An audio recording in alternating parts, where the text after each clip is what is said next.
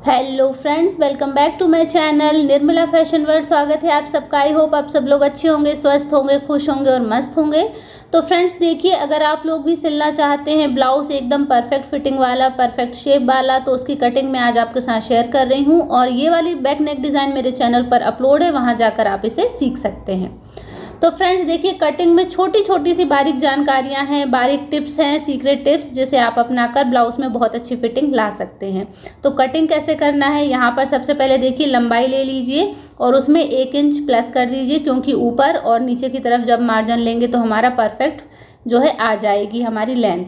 उसके बाद यहाँ पर मैंने शोल्डर लिए हैं 5 इंच और ये जो मैं लाइन खींच रही हूँ ये लंबाई में मैं ले रही हूँ 5.5। तो फ्रेंड्स ध्यान रखिए, जब भी आप बहुत डीप नेक बना रहे हो तो शोल्डर आपको 5 इंच से ज़्यादा बिल्कुल भी नहीं लेने हैं। यहाँ 5.5 इंच पर मैंने देखिए लंबाई की लाइन खींच दी है और इस तरफ मैं ले रही हूँ 6 इंच। तो ये आपको भी ध्यान रखना है कि शोल्डर आपको 5 इंच लेना है, नीचे लंबाई जो है उसमें से आधे इंच ज़्यादा लेना है और जहाँ हम ये बॉक्स बना रहे हैं वहाँ भी आपको थोड़ा डाउन करना है आधे इंच। तो इस तरीके से यहाँ देखिए मैंने 5 इंच लिया है। उसके बाद यहाँ पर मैं गले की चौड़ाई ले रही हूँ तकरीबन 2.5 इंच। यहाँ आप अपनी चॉइस के अकॉर्डिंग गले की चौड़ाई को रख सकते हैं। यहाँ मैं 2.5 इंच रख रही हूँ क्योंकि थोड़ा सा डीप नेक बना रही हूँ। गले की लंबाई मैंने ली है तकरीबन 12 इंच। तो फ्रेंड्स यहीं पर आप लोग गलती करते हैं, जब भी आप डीप नेक बनाएं आपको 5 इंच से ज़्यादा बिल्कुल भी शोल्डर की चौड़ाई नहीं लेनी है और उसमें थोड़ा सा आपको डाउन भी करना है आधे इंच। उसके बाद आर्म होल का शेप बनाने के लिए यहाँ से हमने 1.5 इंच से थोड़ा कम लिया है। यहाँ भी कई लोग गलती करते हैं, किसी भी शेप की आर्म होल को वो 1.5 इंच रख लेते हैं। और यहाँ पर मैं लगा रही हूँ, देखिए ये मेरी फिटिंग का निशान है 9 इंच का। और यहाँ पर मैं लगा रही हूँ कमर का निशान। तो कमर का जो आपका निशान है फिक्स उसे लगाइए। उसके बाद 1 इंच हम इसमें लेंगे डॉट के लिए, बाकी जो एक्स्ट्रा है वो हमारे मार्जिन में चला जाएगा। और यहाँ पर लगाएंगे हम डॉट के निशान। तो डॉट के निशान मैंने लगाए हैं 4.5 इंच की दूरी से और लंबाई भी मैंने तकरीबन उतनी ही रखी है, 4.5 से 5 इंच आप रख सकते हैं, उससे ज़्यादा कम डीप नेक में बिल्कुल मत रखिएगा। तो ये छोटी छोटी सी जानकारियाँ होती हैं जो आपको ध्यान रखनी है, जिससे आपके ब्लाउज में परफेक्ट फिटिंग आएगी। उसके बाद देखिए हम आर्म होल का शेप दे देंगे इस तरीके से। तो आपको ध्यान रखना है, अगर हैवी चेस्ट वाला इंसान है तो ही आपको आर्म होल का निशान 1.5 इंच पे लगा के फिर उसमें गोलाई देनी है। अगर थोड़ा सा हेल्दी कम है तो आपको 1.5 इंच से थोड़ा कम रखना है। तो देखिए यहाँ कमर की तरफ भी मैंने आधे इंच से थोड़ा सा ऊपर लेकर यहाँ पर तिरछा निशान लगा दिया है। यहाँ पर जो भी एक्स्ट्रा कपड़ा होगा वो हमारा इस कटिंग में निकल जाएगा, तो हमारे ब्लाउज में कहीं भी कोई शेप गड़बड़ नहीं होगा, कोई भी इसमें रिंकल्स वगैरह की प्रॉब्लम नहीं आएगी। तो ये छोटी छोटी चीज़ें मैंने देखा है कई लोगों को कटिंग करते समय वो बिल्कुल भी इसे ध्यान नहीं रखते, इग्नोर करते हैं, जिसके कारण उनके ब्लाउज में अच्छी फिटिंग नहीं आती, सल वगैरह पड़ती हैं। तो ये छोटी छोटी चीज़ें ज़रूर ध्यान रखिए आप, तो आपके ब्लाउज़ की फिटिंग बहुत ही अच्छी आएगी, बहुत ही सुंदर आएगी। तो बैक की कटिंग हमारी हो गई है, फ्रंट की कटिंग हम करेंगे। तो फ्रंट के लिए भी हमें सेम ही उतने ही आर्म होल रखना है, 5 इंच हमने लिए थे उतने ही रखने हैं, 5.5 इंच इसकी लंबाई लेनी है इस तरीके से। तो देखिए लंबाई भी 5.5 ले ली है और यहाँ पर जो हम लेंगे वो 6 इंच लेंगे, यानी आधा इंच और डाउन कर देंगे। इससे क्या होता है फ्रेंड्स, जो हमारे आर्म होल में कभी कभी जो बहुत ज़्यादा सलवट आ जाती है वो इस कारण से आती है कि वहाँ कपड़ा ज़्यादा इकट्ठा हो जाता है। इसके बाद देखिए लेंथ हम ले लेंगे यहाँ पे 13 इंच। तो लेंथ कैसे निकालना है वो भी मैंने आपको वीडियो में बताया हुआ है, आप मेरे चैनल पर जाइए, वहाँ आप सर्च कर लीजिए कि आगे वाले पार्ट की लंबाई कैसे रखनी है, कितनी रखनी है, वीडियो आपको मिल जाएगा, पूरा वॉच कीजिएगा अच्छे से। यहाँ पर आर्म होल के लिए देखिए निशान लगाया है मैंने तकरीबन आधे इंच पे। तो आपको ध्यान रखना है जितना आपने पीछे निशान लगाया है आर्म होल के लिए उससे आधे इंच कम लेकर आपको आगे के आर्म होल के लिए निशान लगाना है।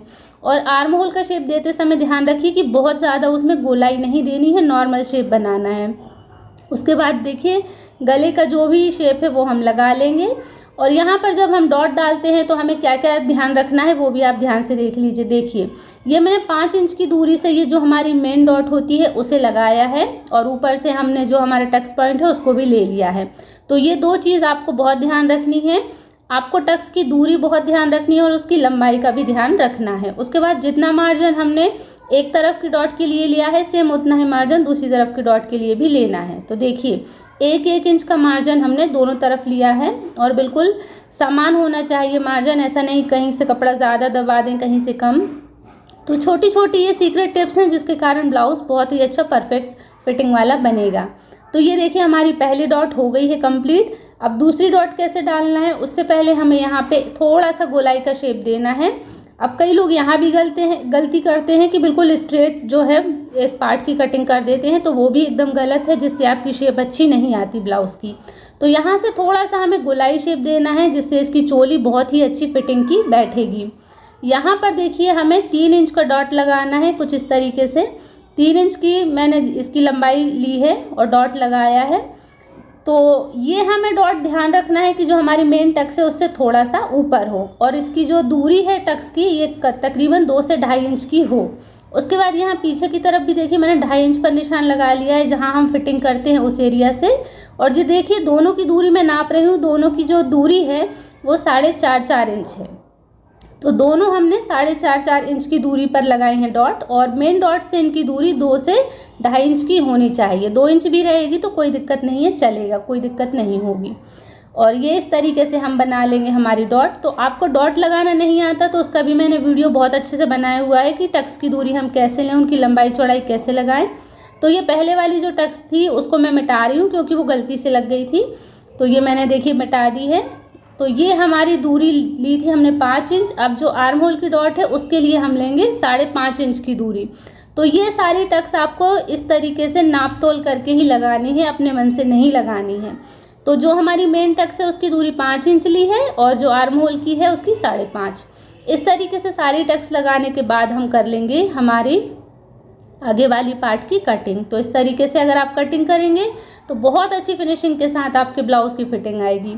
और देखिए ये हम जो कर रहे हैं, हमारी जो बेल्ट होती है उसकी कटिंग कर रहे हैं, तो इसका वीडियो भी मैंने बहुत अच्छे से बनाया है कि बेल्ट परफेक्ट शेप का फिटिंग का कैसे कट करते हैं।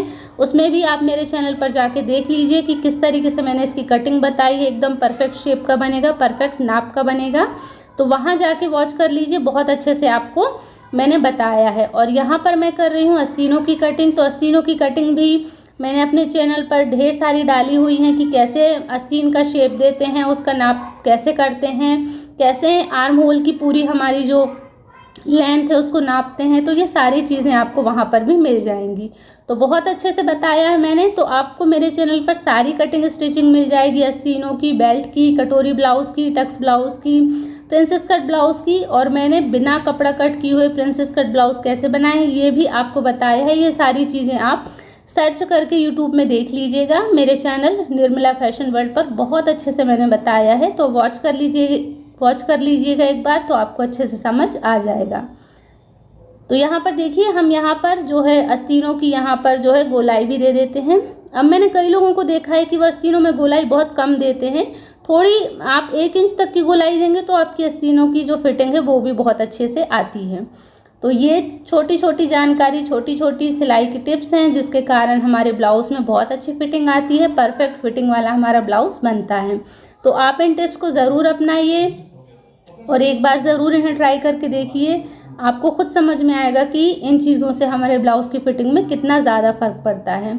उसके बाद सबसे पहले देखिए हम अस्तर पर कटिंग कर ली है, उसके बाद हमें मेन फैब्रिक पर कटिंग करना है।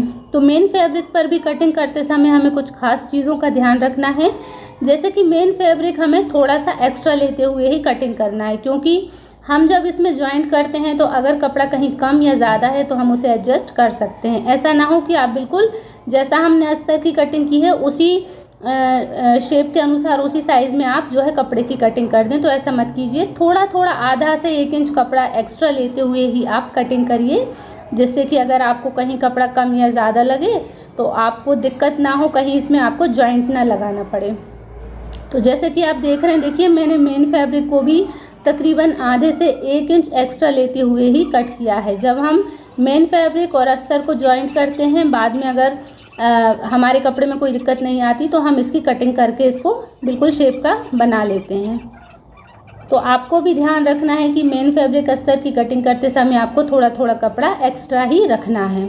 और यहाँ पर देखिए कमर पट्टी को भी आपको ऐसे ही करना है, और आपको कोई भी कपड़ा तिरछा रख के कट नहीं करना है। जैसे कई लोगों को मैंने देखा है किसी भी तरीके से कपड़े को रख देते हैं, ओरेप शेप में, तिरछे शेप में और कटिंग कर देते हैं। तो ऐसा आपको नहीं करना है, सीधे कपड़े पर ही आपको सारी कटिंग करनी है। और मेरे चैनल पर ढेर सारी कटिंग स्टिचिंग के वीडियो डाले हैं, पूरा डिटेल में मैंने एक एक चीज़ अच्छे से समझाई हुई है। तो आप मेरे चैनल पर जाइए, वहाँ से ढेर सारी कटिंग स्टिचिंग के वीडियो आपको मिल जाएंगे, अच्छी अच्छी बैक नेक डिज़ाइन भी मिल जाएंगी। और अगर आपके कोई फ्रेंड्स कमेंट्स हैं सिलाई को लेकर, कटिंग स्टिचिंग को लेकर, तो आप मुझे वो कर सकते हैं। मैं पूरी कोशिश करूँगी कि उन पर वीडियो बनाऊँ। इस वीडियो के लिए थैंक्स फॉर वॉचिंग। मिलती हूँ नेक्स्ट वीडियो में, तब तक के लिए।